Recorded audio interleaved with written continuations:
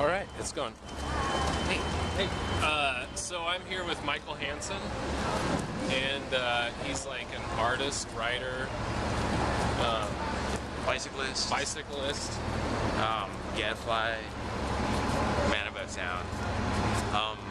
I don't know. Saying what I am has always been a real struggle. Titles are weird. You kind of do a lot of stuff, it seems. Yeah, I'm all over the map for sure. I mean, it all makes sense when I'm doing it. It seems connected to me. The connection is hard to explain. As a writer, I feel like part of my job is to be interesting, like, you know, to seek out inspiration. Otherwise, I would just sit and write the same stuff over and over. So a lot of the other stuff I do is just... Do you think that's, I mean, like, I like creative process a lot, you know? Do you think that a lot of writers just write, you know what I'm saying? It probably looks that way. I don't know. I mean, there's your process of getting the writing done is one thing, and that's hard and really interesting. Other writers are really fascinating to me lately, because especially the ones who seem to have it more figured out than I do. But like the whole thing about, I don't know. I can't just write. I can't just sit in a room all that time trying to think stuff up. You can't get more than a certain amount out of your brain if you don't put stuff into your brain. And it's really easy to be stimulated now, of course. You can just pour internet on your brain all day. The internet does do a lot of stimulation. What do you think, what are some of your favorite ways to stimulate your brain? Well, I love, first of all, to explore. Like, I'm always trying to find some part of Portland that I haven't seen before, or travel somewhere I haven't been. Just alleyways, spaces, just moving through weird locations, basements, roofs of buildings, just getting different views of people. Have you ever been to the 8th floor, Urban Farmer here? No. At the Nines? Oh, I've been up to the rooftop bar here. Oh, I'm gonna show you a secret spot. They won't let us videotape in there. Okay. But we'll go there because we're right here right now. Oh, that's totally good. Yeah. And then I'll just stop and we'll just keep recording. Or we'll try to record as long as we can. Tell them it's not a camera. Tell them it's a seeing eye device and that you're blind. That would be like having your eyeball on the end of a pole and like walking around. I guess that makes sense. You can see where you get. Yeah, if you just had like dark glasses and a little white cane in the other hand, and you had the camera out, nobody would question it. Sneaking around is a real art form. Yeah, sneaking is kind of an art form. Well, so what was the title of this last book that you did? The last book I did was called The Cannibal's Guide to Ethical Living, and it's about this elite chef who's kind of insane. Well, he would say he's not, but he's definitely a cannibal.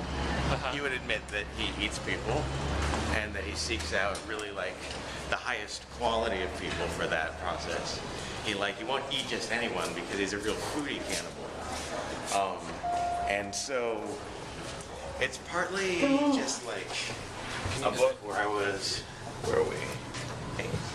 A book where I was getting a bunch of stuff off my chest about the rich and how they own everything. And you know what that's like lately. It's on everybody's mind. Yeah. And, you know, as well as the 9 kinds of coming crisis that are all piling up on the world right now.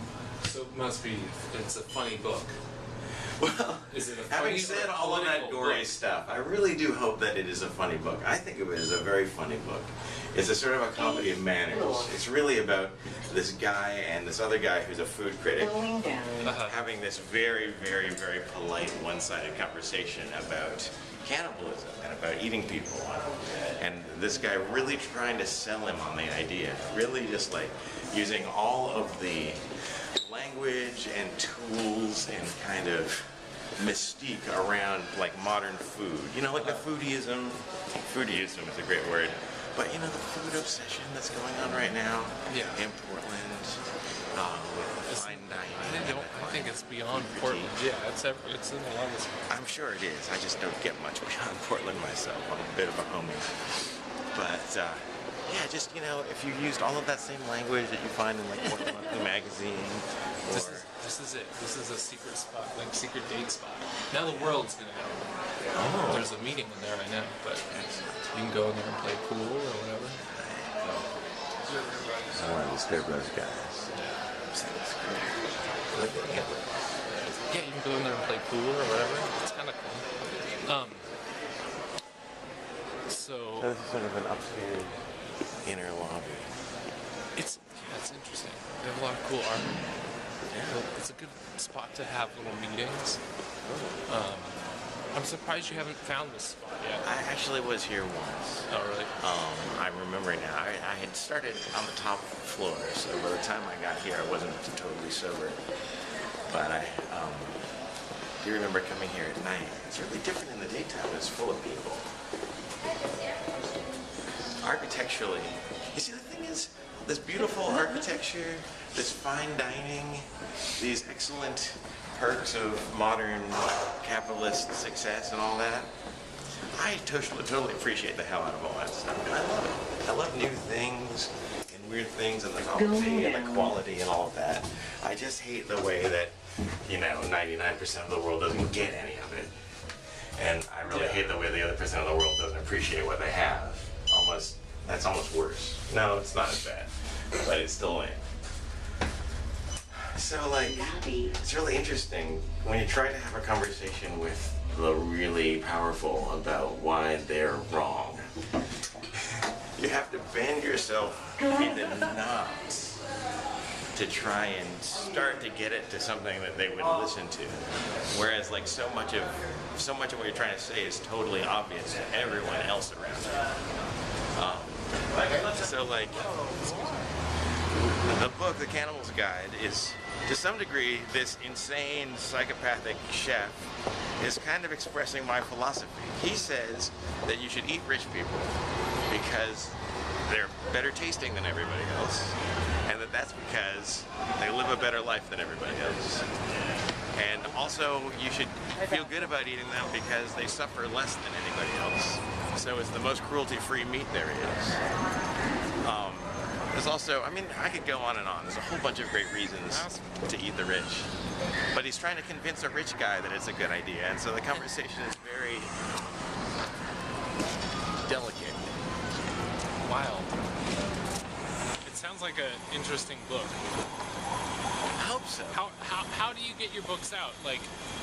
What's your process? You write a book, or you write, and then do you publish it somewhere, or Oh, I'm on a small press. They're called Eraserhead Press. They're based in Portland.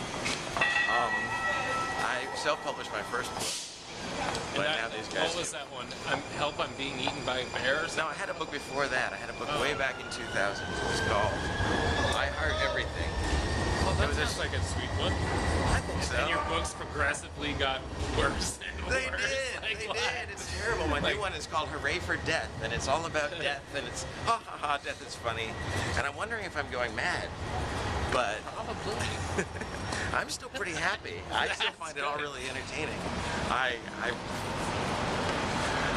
think I'm coming around full circle to getting all of my morbidity that's been my life's obsession out of my system and ready to write something about kittens and flowers and adorable things. Kittens are interesting. The internet agrees. Yeah, there's a lot of pictures of kittens on the internet. Kittens are compelling. Kittens, I don't know. Kittens and hamburgers, I think occupy two ends of a spectrum of how we see animals. They should have a, yeah, they kind of do. Yeah.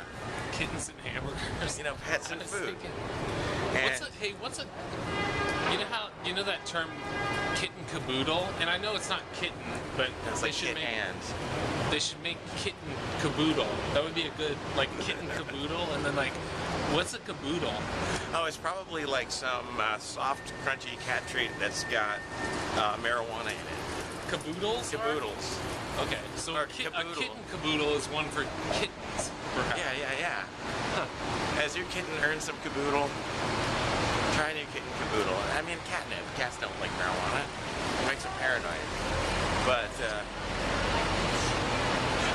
a little suit. Sounds sort of like reindeer for cats. Thanks. I think I'm gonna cut this. Okay. Cut it at that. Sure. Okay.